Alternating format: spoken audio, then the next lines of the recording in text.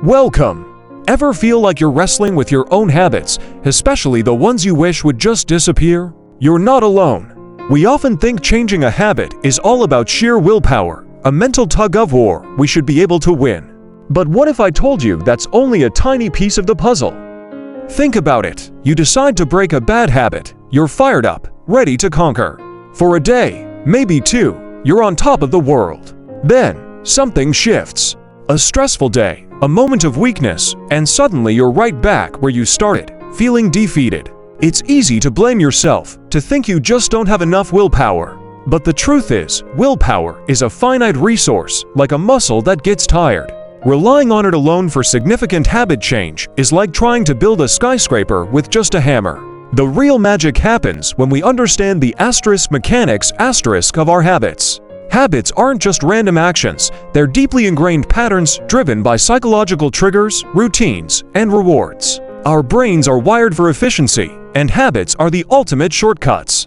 They form a loop, a cue something that signals the habit, a routine the behavior itself, and a reward the feeling or outcome that reinforces the loop.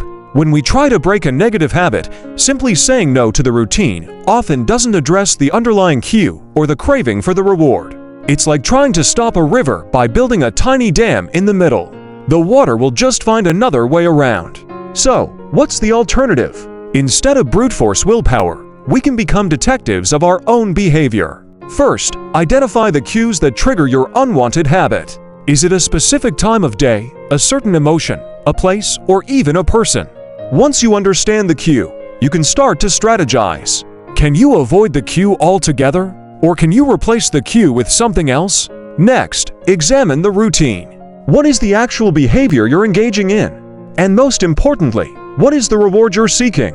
Often, the reward isn't what we consciously think it is. For example, the reward for mindlessly scrolling through social media might not be the content itself, but a fleeting sense of distraction from boredom or anxiety. The key to lasting change isn't about eliminating the cue or the reward, but about changing the routine . Can you substitute the negative routine with a positive one that still delivers a similar reward? If your cue is stress and your routine is reaching for unhealthy snacks, could a brief walk, some deep breathing exercises, or listening to calming music provide a similar stress relief reward? This approach works with your brain's natural tendency to seek rewards, rather than fighting against it. This isn't about perfection, it's about progress. It's about understanding yourself on a deeper level and equipping yourself with the right tools. By focusing on the psychological mechanisms, you're not just trying to stop a bad habit.